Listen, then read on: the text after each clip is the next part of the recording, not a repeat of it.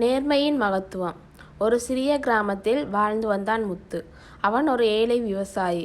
அவனது குடும்பம் மிகவும் எளிமையானது. மனைவி செல்வி, மகன் கண்ணன், மகள் மீனா. அவர்கள் வாழ்க்கை மிகவும் கஷ்டமாக இருந்தாலும் முத்து எப்போதும் நேர்மையாகவே வாழ்ந்தான். நேர்மை இல்லை என்றால் வாழ்க்கை வெறுமையாகிவிடும் என்று அவன் அடிக்கடி கூறி வந்தான். ஒரு நாள் முத்து தனது வயலுக்கு சென்று கொண்டிருக்கும் போது பாதையில் ஒரு பழைய பையை கண்டான். அது மிகவும் தூசி படிந்திருந்தது. ஆனால் உள்ளே ஏதோ இருப்பது போல் தோன்றியது. ஆர்வத்துடன் பையை எடுத்து பார்த்தான். அதில் தங்க நாணயங்களால் நிரம்பி ஒரு பை இருந்தது. அவனது கண்கள் ஆச்சரியத்தில் விரிந்தன.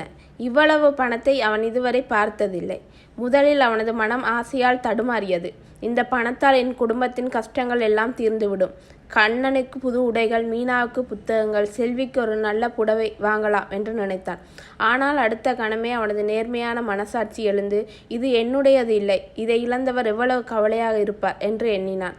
முத்து அந்த பையை எடுத்துக்கொண்டு கிராமத்தின் மைய பகுதிக்கு சென்றான். அங்கு கிராம மக்கள் கூடும் இடத்தில், யாருடைய பை இது? இதை இழந்தவர் இங்கே வாருங்கள் என்று கத்தினான். மக்கள் ஆர்வத்துடன் கூடினர். ஆனால் யாரும் அந்த பையை தங்களுடையது என்று உரிமை கோரவில்லை. முத்து மீண்டும் மீண்டும் அறிவித்தான். ஆனால் எந்த பயனும் இல்லை. அப்போது ஒரு முதியவர் மெதுவாக முன்னே வந்தார். அவருடைய முகம் கவலையால் தேய்ந்திருந்தது. அது என்னுடைய பை என்று மெல்லிய குரலில் கூறினார். முத்து அவரை பார்த்து, இதை நிரூபிக்க முடியுமா? இதில் என்ன இருக்கிறது என்று கேட்டான். முதியவர் கூறினார், அந்த பையில் 50 தங்க நாணயங்கள் உள்ளன. அதில் ஒரு நாணயத்தில் ஒரு சிறிய கீறல் உள்ளது.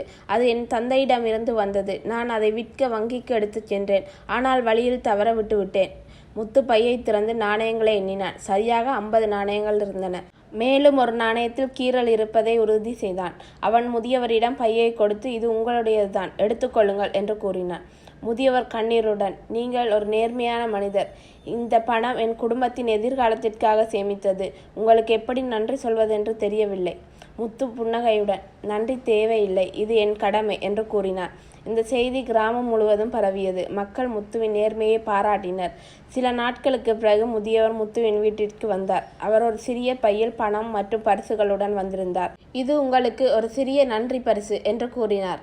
முத்து மறுக்க முயன்றாலும் முதியவர் வற்புறுத்தி கொடுத்து விட்டார். அந்த பணத்தால் முத்துவின் குடும்பம் சில கஷ்டங்களை தீர்த்தது. ஆனாலும் முத்துவுக்கு அதைவிட மகிழ்ச்சி அளித்தது தன் நேர்மையால் மற்றவர்களுக்கு முன்மாதிரியாக இருந்தது. கண்ணனும் மீனாவும் தங்கள் தந்தையின் நேர்மையை பற்றி பெருமையாக பேசினர். நேர்மை ஒரு பொக்கிஷம். அது உடனடி பலனை தராமல் போனாலும் மனதிற்கு அமைதியையும் மற்றவர்களின் மரியாதையையும் பெற்றுத்தரும். முத்துவின் கதை கிராமத்தில் ஒரு புராணமான கதையாக மாறியது. மேலும் பலருக்கு நேர்மையின் மகத்துவத்தை உணர்த்தியது.